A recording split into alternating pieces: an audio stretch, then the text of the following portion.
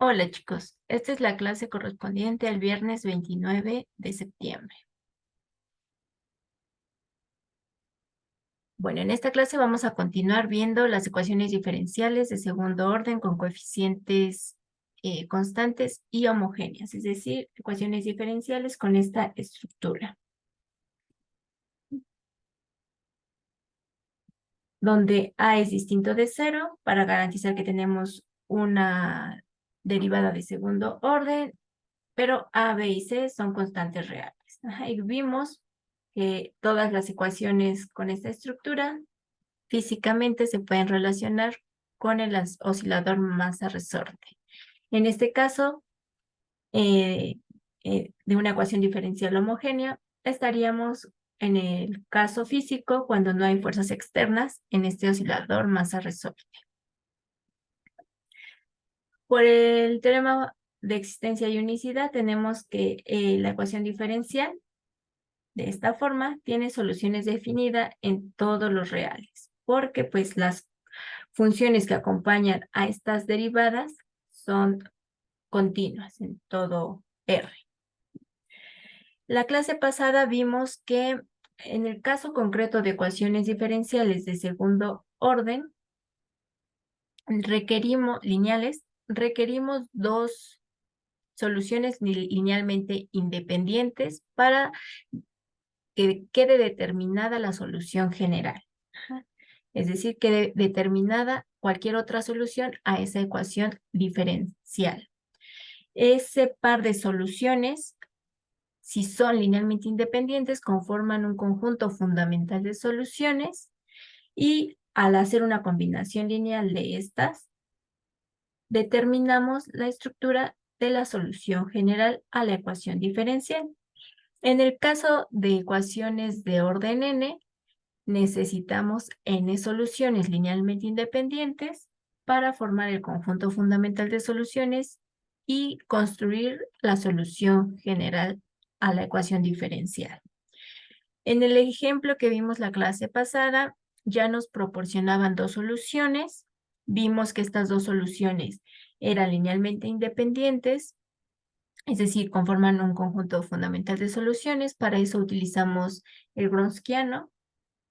Y después, usando una combinación lineal de estas soluciones, determinamos la forma de la solución general y finalmente nos habían dado unas condiciones iniciales que aplicándolas podíamos conocer la solución particular, que es esa solución que cumple no solo con la ecuación diferencial, sino con las condiciones iniciales dadas. Entonces, ahora la pregunta es, ¿cómo salieron esas dos funciones que nos dieron en ese ejemplo? ¿Cómo construimos esas dos soluciones que requerimos que sean un conjunto fundamental de soluciones? Entonces, para eso vamos a empezar observando la estructura de esta ecuación y vamos a ver que se trata de una suma lineal de tres términos, en donde un término es el producto de una constante por la función, solución, el otro término es otra constante por la derivada de esa función y un tercer término es la constante por la segunda derivada de esa función. Y esta suma me tiene que dar cero. Entonces, esta función que es solución y que la suma me da cero, tiene que tener una característica de que no cambie demasiado a la hora de derivarla una vez y dos veces, porque si cambiara demasiado, esta suma es improbable que me dé igual a cero. Entonces, necesitamos una solución que a la hora de estarla derivando no cambie demasiado. Entonces, una función que hace eso es la exponencial, por lo que proponemos como solución a esta ecuación diferencial algo como la forma y igual a e a la rx, ya que sus derivadas son solo constantes por esa función. Proponiendo y suponiendo que esta es solución a esta ecuación diferencial, entonces se debe verificar la ecuación cuando sustituimos. Entonces, sustituyendo esto en la ecuación diferencial, la primera derivada de esta función sería r por e a la rx, la segunda derivada sería r por e a la rx por r, entonces r por r me da r cuadrada. Sustituyendo, tengo esto, los tres términos tienen la función exponencial, la factorizo y tengo entonces esto. Tengo un producto de dos términos igualados a 0. Para que este producto me dé 0, alguno de los dos términos tiene que ser 0, pero si recuerdan cómo es la función exponencial, esta nunca se anula. Siempre está, si R es positiva, siempre está por arriba del eje X, si R es negativa, por debajo del RX, pero del eje X, pero nunca lo corta, ¿no? Entonces, la exponencial no puede ser 0, nunca se anula. Entonces, para que este producto me dé 0, el que tiene que ser 0 es este término. Y si nos fijamos en su estructura, es una ecuación cuadrática, es un polinomio de grado 2. Entonces, tenemos que encontrar las soluciones a esta ecuación diferencial, es decir, esos valores de R, donde esto me da 0, para garantizar que este producto me dé 0 y por tanto que esto sea solución a la ecuación diferencial. A esta ecuación de segundo grado se le conoce como ecuación característica, polinomio característico o ecuación auxiliar asociada a la ecuación homogénea de esta forma. Toda ecuación de segundo grado tiene dos soluciones, pero podemos tener tres casos en ese tipo de soluciones. Todo depende del discriminante. Si recuerdan cómo es la estructura o la fórmula de la fórmula general que resuelve este tipo de ecuaciones cuadráticas, tiene esta forma, ¿no? Si tengo una ecuación cuadrática de esta forma, AR cuadrada más BR más C, las soluciones están dadas por menos B más menos la raíz de B cuadrada menos 4AC entre 2A. Dependiendo cómo sea el valor de este radical, van a ser los tres casos que vamos a tener. Si este discriminante, el B cuadrada menos 4AC, es positivo, voy a tener dos raíces, es decir, dos soluciones reales y distintas para esta ecuación. Si el discriminante es 0, entonces la raíz de 0 es 0, y estas dos raíces van a ser la misma, es decir, voy a tener dos raíces repetidas, reales, pero repetidas, que van a tener la forma menos b entre 2a. Y el tercer caso es cuando lo que está dentro del radical, es decir, cuando el discriminante toma un valor negativo. En ese caso, vamos a tener dos soluciones complejas. Son números complejos conjugados.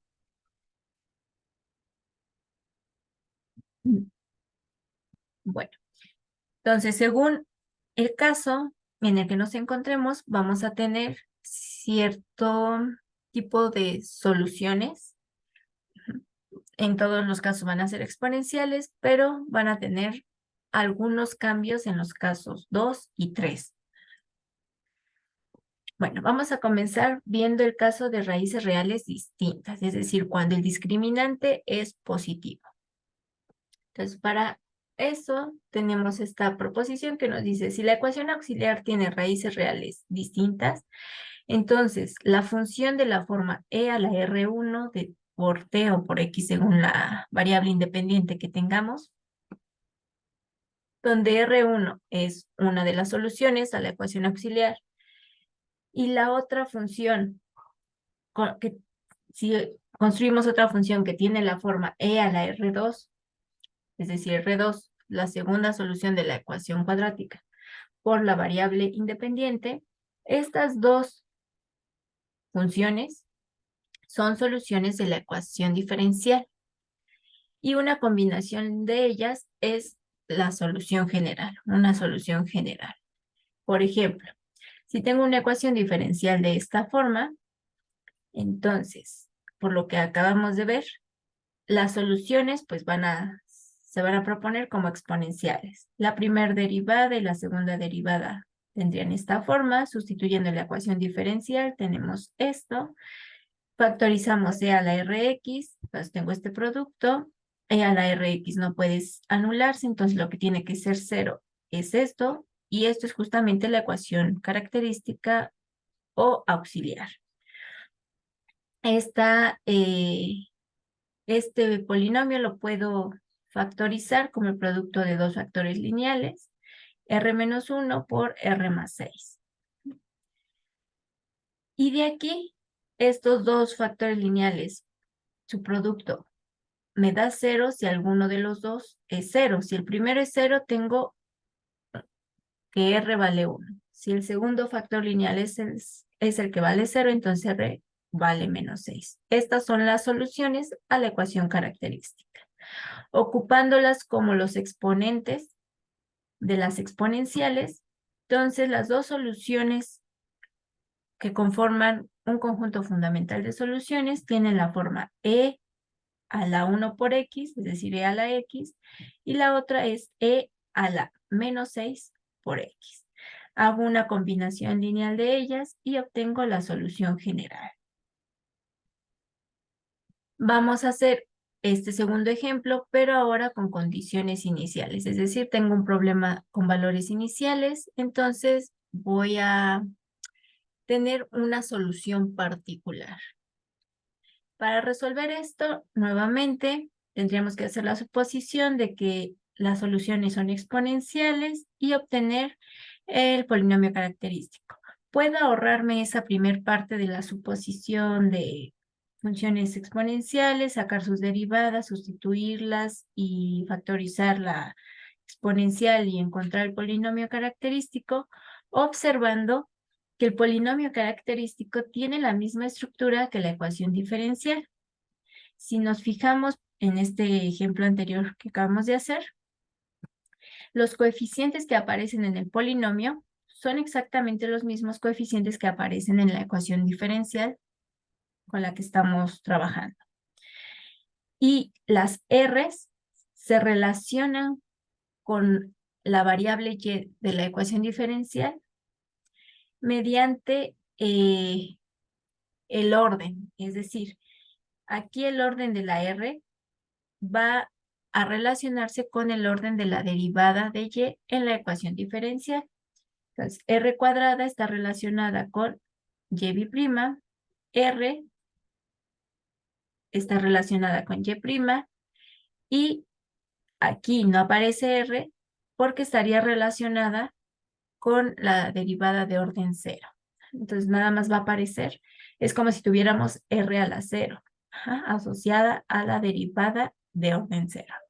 Entonces, por eso nada más aparece el coeficiente 6, bueno, menos 6. Siguiendo este patrón y esta relación de la variable del polinomio característico con la estructura de la ecuación diferencial, puedo construir directamente, dada una ecuación diferencial, su ecuación auxiliar correspondiente. En este caso, por ejemplo, la ecuación auxiliar correspondiente sería r cuadrada por más 2r menos 1 igual a 0, donde los coeficientes de este polinomio son a igual a 1, b igual a 2, c igual a menos 1. Y si nos fijamos esto, pues tiene la misma estructura que la ecuación diferencial. Si hiciéramos el caso preliminar de suponer esto, sacar las derivadas, sustituir, llegaríamos al mismo resultado. Bueno, ahora vamos a encontrar las soluciones de esta ecuación cuadrática.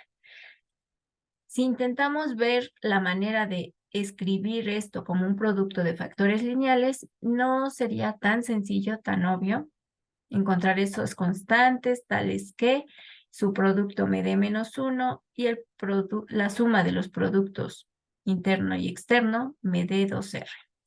Entonces, cuando no es tan obvio, pues directamente mejor usamos la fórmula general para obtener las soluciones. Entonces, ocupando estos valores, que son los coeficientes de la ecuación cuadrática, y sustituyéndolas aquí, obtengo las dos soluciones de este polinomio, que serían menos 1 más raíz de 2, menos 1 menos raíz de 2. Entonces, las soluciones que conforman un conjunto fundamental son de la forma e a la R1, que es este número, por X, y la otra es e a la R2, que es esto por X. Hago una combinación lineal de ellas y tengo la solución general. Ahora, ya obtenida la solución general, aplico las condiciones iniciales para obtener la solución particular. Por un lado, tengo que y de 0 vale 0, pero este valor de 0 lo voy a sustituir, por otro lado, en la solución general. Entonces, en cada X sustituimos el valor de 0, e a la 0 y me da 1, aquí también tendría e a la 0, que es 1, entonces nada más me queda C1 más C2. Ahora aplico la segunda condición inicial, pero es sobre la derivada. Entonces, primero tengo que derivar la función y, la solución general, y luego aplicar la condición inicial. Entonces, la derivada es C1 por esta función y por la regla de la cadena por el exponente. Más, en este caso, el segundo término, su derivada es C2 por esta función, por la derivada de lo de arriba, que sería esta constante, este exponente. Ya obtenida la derivada, aplicamos la condición inicial. Entonces, por un lado, y' de 0 es menos 1, pero por otro lado, si sustituyo x igual a 0 en esta expresión, solo me queda C1 por esta constante más C2 por esta constante, porque estas exponenciales son e a la 0, que vale 1. Entonces, tengo dos ecuaciones, esta y esta, y tengo dos incógnitas. Mis incógnitas son C1 y C2. Es decir, tengo un sistema de ecuaciones con dos ecuaciones, dos incógnitas. Resolviéndolo, obtenemos las soluciones para C1 y C2. Estas vengo y las sustituyo en estas constantes de la solución general y así tengo determinada entonces ya mi solución particular a este problema de valores iniciales. Bueno, ahora vamos a ver qué pasa en el caso de raíces repetidas. Si seguimos con esta lógica del caso anterior y de esta suposición de que las soluciones son exponenciales, en el caso de raíces repetidas, la única solución que podemos generar es una y que tiene la forma e a ese valor de la raíz de la solución por t, por la variable independiente. Pero requerimos una segunda solución porque estamos trabajando con una ecuación diferencial de segundo orden.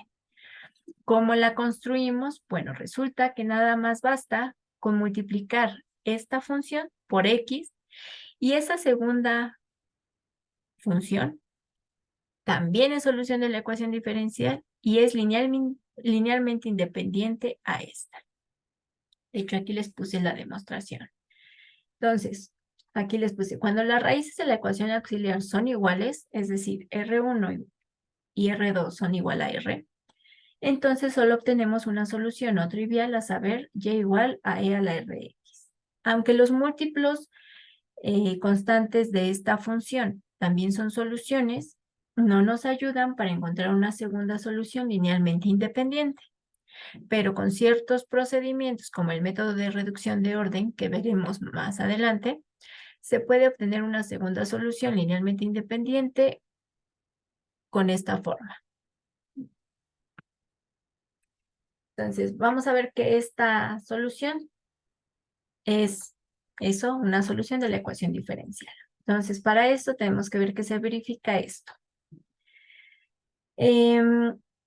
Para eso derivo una y dos veces esta función. Entonces, aquí están. La primera derivada, la segunda derivada. Las derivadas se obtienen ocupando la regla de producto para derivadas, porque tengo un producto de dos funciones, la función x y la función e a la rx. Sustituimos en la ecuación diferencial y llegamos a esta estructura. Lo único que hice fue, después de sustituir, hice los productos correspondientes, factoricé e a la rx o bien x por e a la rx y factorizando estas exponenciales, llego a esta estructura.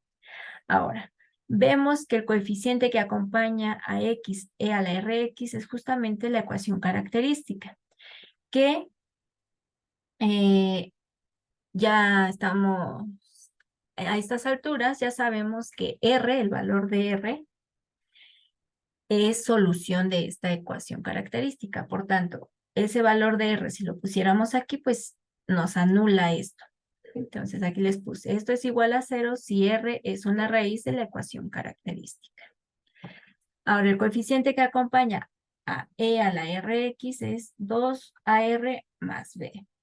Entonces, esto es igual a 0 porque, como estamos en el caso de raíces repetidas, significa que el discriminante, es decir, lo que está dentro del radical de la fórmula general, es 0. Es decir, simplemente es, se reduce esta fórmula a la forma menos b entre 2a. De donde, si multiplicamos toda la ecuación r igual a menos b entre 2a por 2a y todo lo pasamos del lado izquierdo, obtenemos la forma 2a por r más b igual a 0. Entonces, este coeficiente también es 0. Entonces, 0 por esta función más 0 por esta función, pues me da 0. Por eso es que esta nueva función también es solución de la ecuación diferencial. Ahora vamos a ver que esta y e a la rt son linealmente independientes. Para eso hay que calcular el Wronskiano.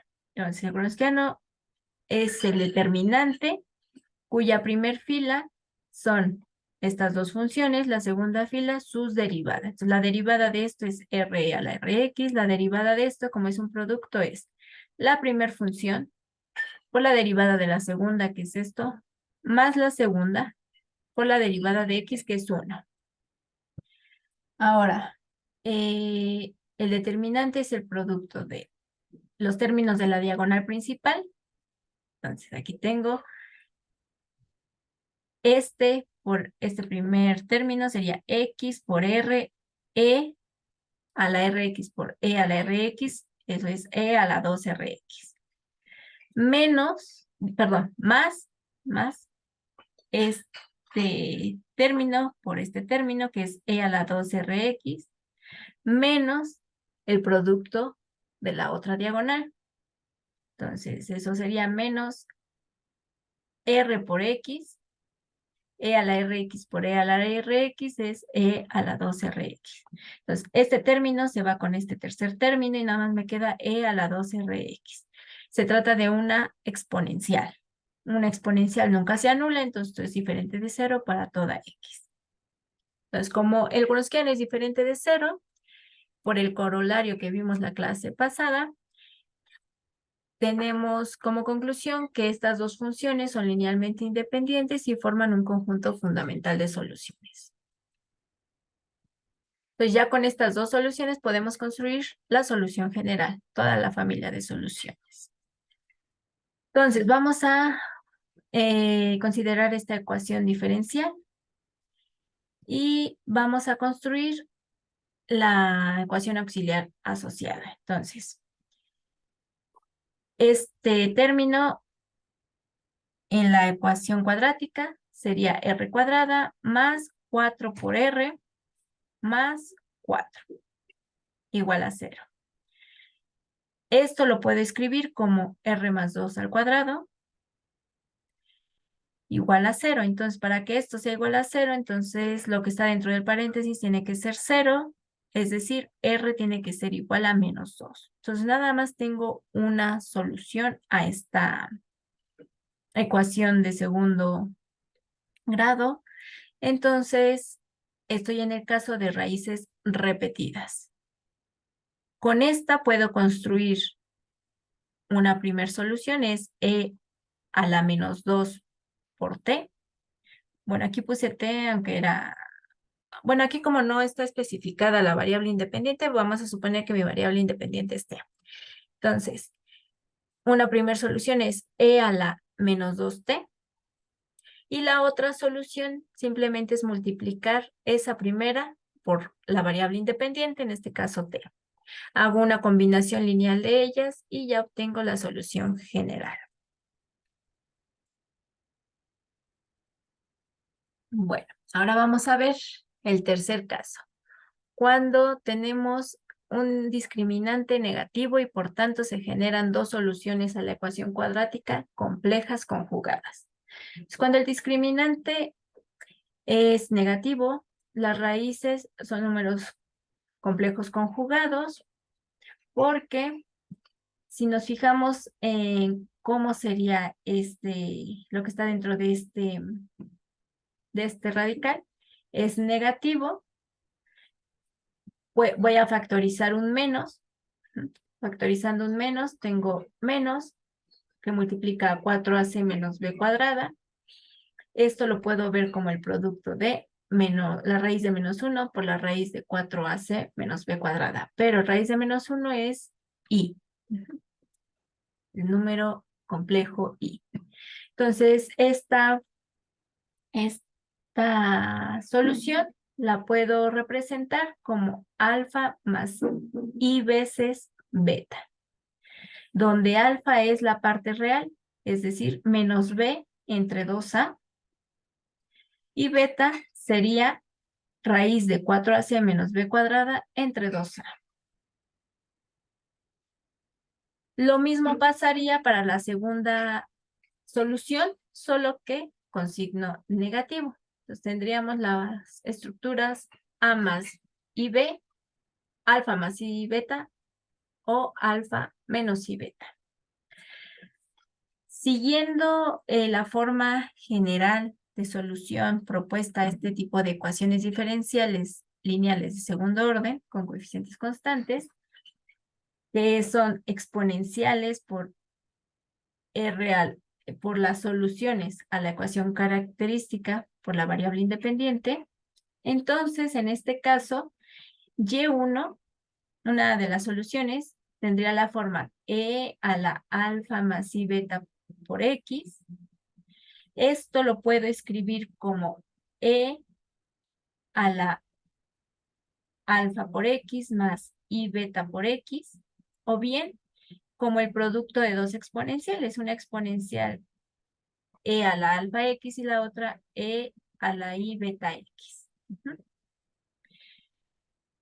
Esta exponencial la voy a dejar tal cual, es una exponencial cuyo exponente es real, es un número real, pero en esta voy a aplicar la fórmula de Euler. Es decir, voy a ver esta exponencial como la suma de un seno y un coseno cuyos argumentos de estas funciones son beta x. Entonces, la fórmula de Euler me dice que esto lo puedo escribir como coseno de beta x más i veces seno de beta x.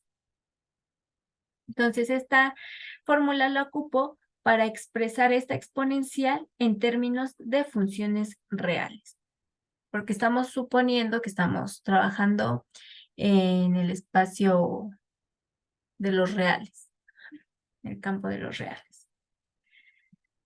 Bueno, aquí nada más les puse en este recuadro un recordatorio de dónde sale la fórmula de Euler, y sale del desarrollo de series de Taylor alrededor de 0 para la función e a la i teta. Entonces, para que se los puse. Entonces, nada más es hacer el desarrollo y luego observar que ahí en la serie se encuentra el patrón o la serie correspondiente para el coseno y el seno. Aquí en esta parte son las derivadas que hay que ir sustituyendo aquí en el desarrollo de Taylor. Bueno, si hago lo mismo para la segunda solución sería e a la R2, donde R2 es esto, por X. Haciendo exactamente lo mismo, llegaría a esta expresión. Aquí nuevamente tengo una función compleja que la voy a escribir en términos de funciones reales utilizando la fórmula de Euler. Entonces, aquí los argumentos del coseno y seno serían menos beta por X. Si hago una combinación lineal de estas dos soluciones, tengo esto. Ahora voy a ocupar la paridad de coseno y seno. Si recuerdan, el coseno es una función par y la función seno es una función impar. Eso significa que coseno de menos beta x es lo mismo que coseno de beta x. Y en el caso del seno, como es impar, significa que seno de menos beta x es lo mismo que menos seno de beta x. Entonces, ocupando la paridad, puedo reescribir de esta manera este segundo término. Ahora voy a factorizar e a la alfa x, que lo sustituí, y también voy a factorizar los términos que tengan coseno de beta y los términos que tengan seno de beta x. Entonces, haciendo eso, tengo esta nueva estructura,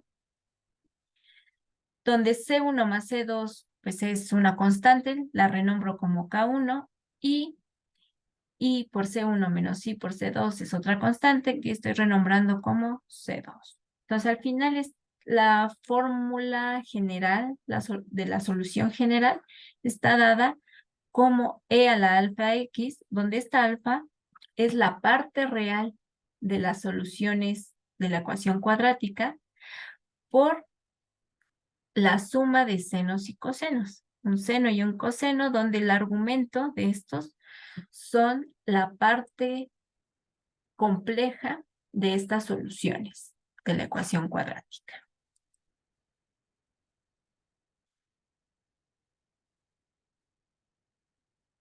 Entonces, en general, cuando las soluciones reales son complejas de la ecuación auxiliar, entonces vamos a tener como soluciones linealmente independientes y que conforman un conjunto fundamental de soluciones, las funciones e a la alfa t por coseno de beta t y e a la alfa t por seno de beta t. Y por tanto, la solución general es una combinación lineal de estas dos soluciones.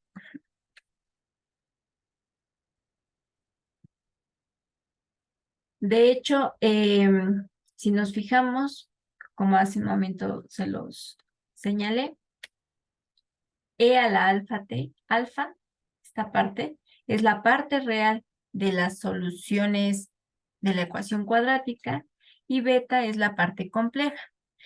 Independientemente, entonces, de cuál de estas dos me tome, lo único que necesitamos para construir la solución general es alfa y beta.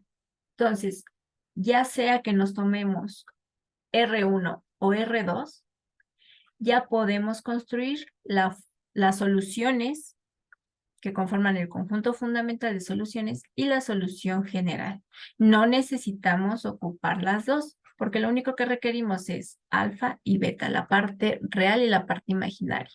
Como son estas dos soluciones de la ecuación característica conjugadas, son números complejos conjugados, van a tener la misma parte real y la misma parte imaginaria. Lo único que cambia es el signo de la parte imaginaria.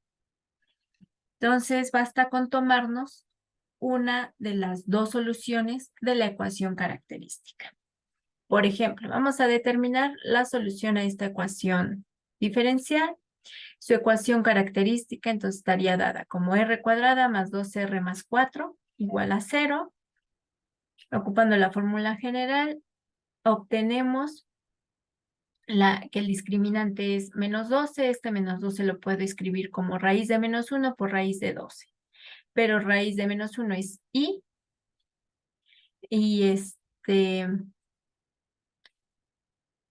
y entonces tengo las soluciones -1 más -i por raíz de 3. Esta estructura es la misma como alfa más menos y beta. Entonces, nada más basta con considerar una de las dos raíces, ya sea la que tiene el valor positivo o negativo. Lo importante simplemente es el valor de alfa, que es -1, y el valor de beta, que es, eh, raíz de 3.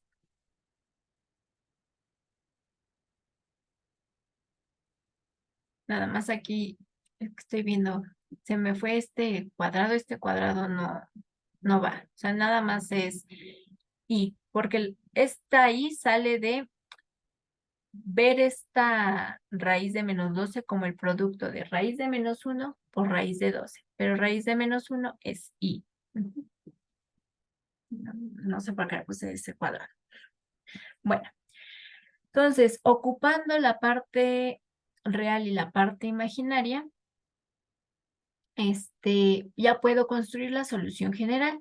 La solución general estaría dada como C1 por E a la alfa, pero alfa es -1 por T, por coseno de beta T, beta es raíz de 3, más C2 por E a la alfa, que otra vez es -1 por seno de raíz de 3 por T, donde el conjunto fundamental de soluciones son las funciones E a la alfa, que es -1 por T, coseno de beta T, y E a la alfa T, seno de beta T.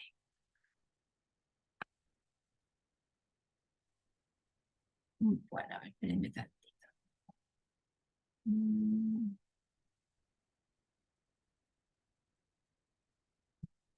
Ujú.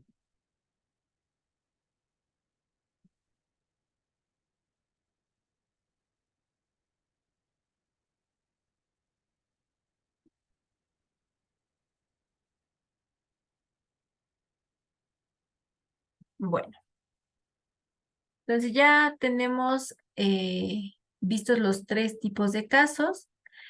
Si recuerdan, cuando hicimos ejemplos del oscilador masa resorte, vimos el caso de movimientos amortiguados, subamortiguados principalmente, y en esos pues esperábamos que las oscilaciones, bueno, estuvieran dadas a través de funciones senos cosenos, y estas, para ir disminuyendo este movimiento hasta detenerse en el punto de equilibrio, tenían que estar afectadas por alguna otra función que decayera en el tiempo. Esa otra función pues era una exponencial, ¿no?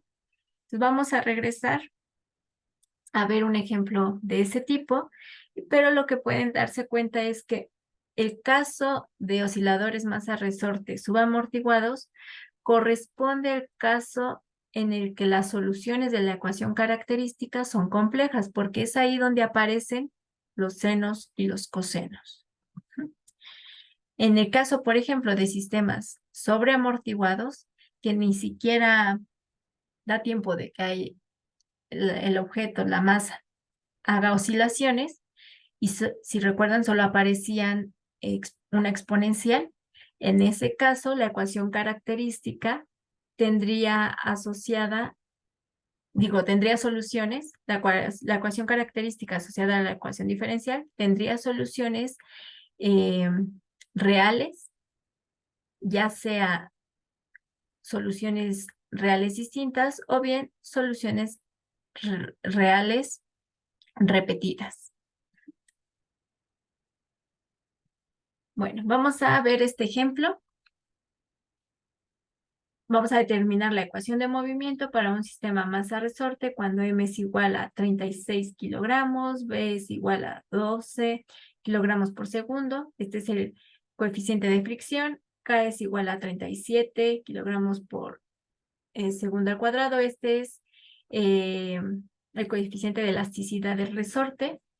Y tengo condiciones iniciales, ¿no? La posición de inicio, es decir, hemos sacado del punto de equilibrio, que sería como en 0, a la masa y la hemos puesto en 0.7 metros respecto al punto de equilibrio, y la velocidad inicial es de 0.1.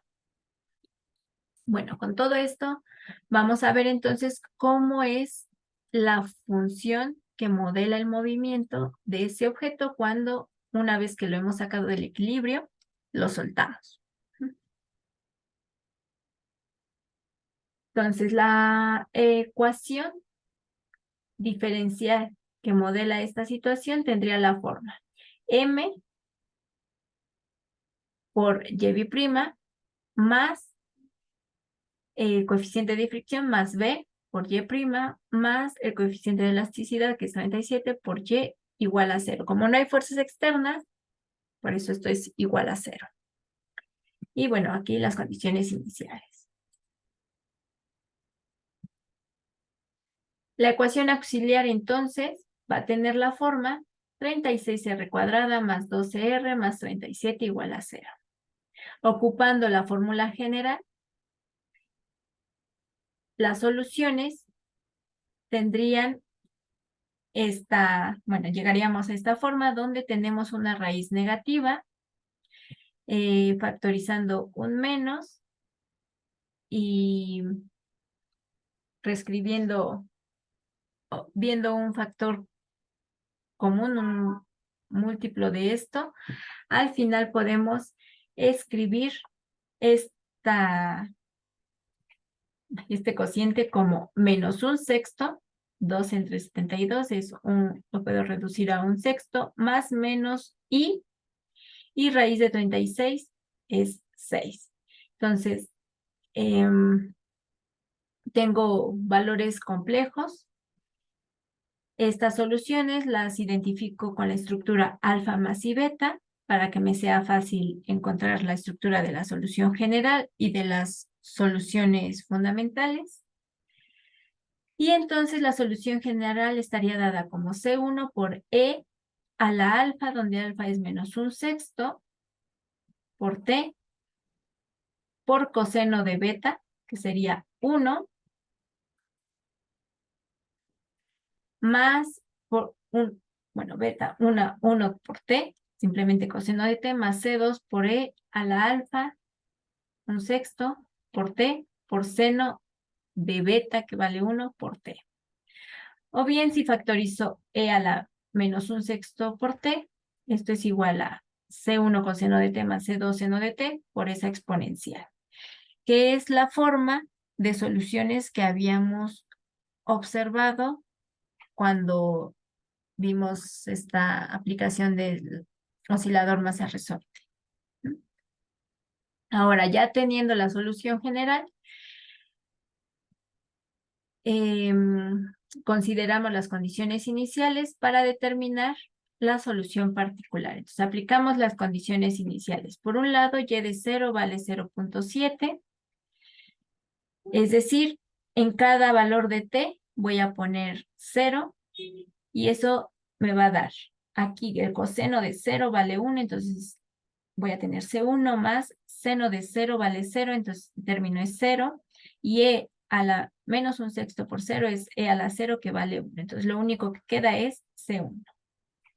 Ahora, necesito ocupar la segunda condición inicial, pero en la derivada. Entonces primero hay que derivar este término. Es un producto de funciones. Entonces es la primera función por la derivada de la segunda. Entonces es E a la menos un sexto por T por la derivada de lo de arriba, que es menos un sexto, más E a la menos un sexto por T por la derivada de esto. La derivada de esto es C1 por la derivada del coseno, que es menos seno, más C2 por la derivada del seno, que es el coseno. Ahora, sobre esta vamos a aplicar la condición inicial. Por un lado vale 0.1, pero sustituyendo T igual a 0 aquí, quedaría como C1 por 1 más este término, se nos va porque seno de 0 es 0, por menos un sexto, porque E a la menos un sexto por 0, pues es E a la 0, que vale 1, nada más me queda menos un sexto, más más, déjenme ver aquí, así.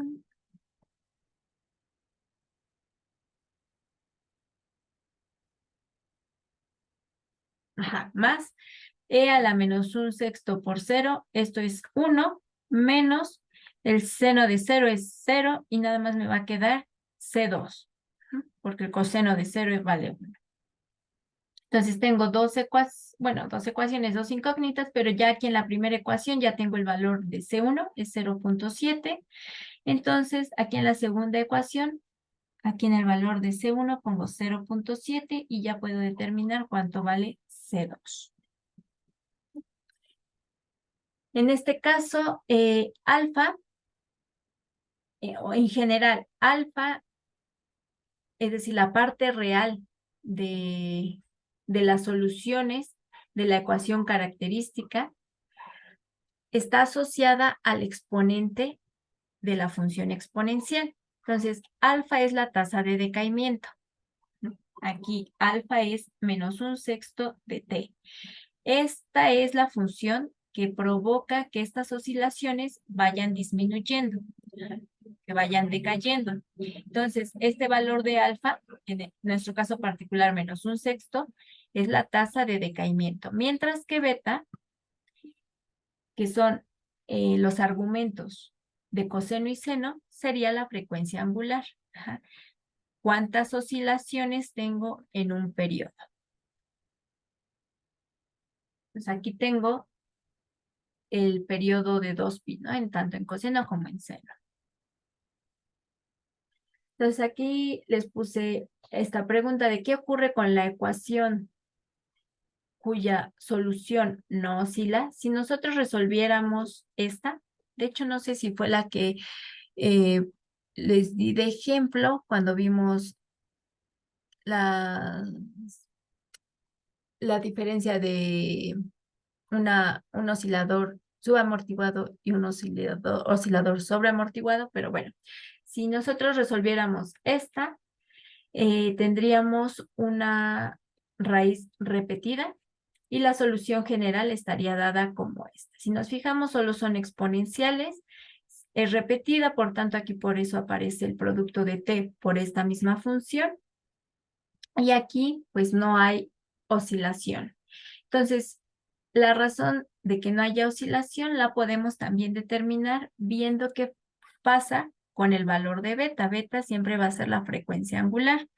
Entonces, si no hay oscilación, pues significa que ese término debería ser cero. Entonces, vamos a ver.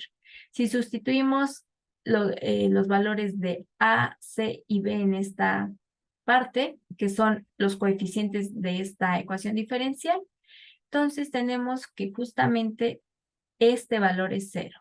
Es decir, no hay frecuencia angular. Entonces, de entrada podríamos saber el tipo de solución que vamos a obtener a partir de una ecuación diferencial, recordando estos valores de tasa de decaimiento y beta. Si el valor de beta es distinto de cero, entonces va a haber oscilaciones. Entonces vamos a esperar que la ecuación auxiliar asociada a la ecuación diferencial genere soluciones complejas. Pero si el valor de beta es cero, que de entrada lo puedo calcular antes de resolver la ecuación diferencial, simplemente conociendo los valores de estos coeficientes de la ecuación diferencial, y ese valor me da cero, entonces eh, ya puedo prever que la ecuación característica asociada a la ecuación diferencial va a tener soluciones o raíces reales, distintas o bien reales repetidas, como en este caso. Pero entonces la solución general solo va a ser una combinación de funciones exponenciales. Ahí no va a aparecer ni senos ni cosenos.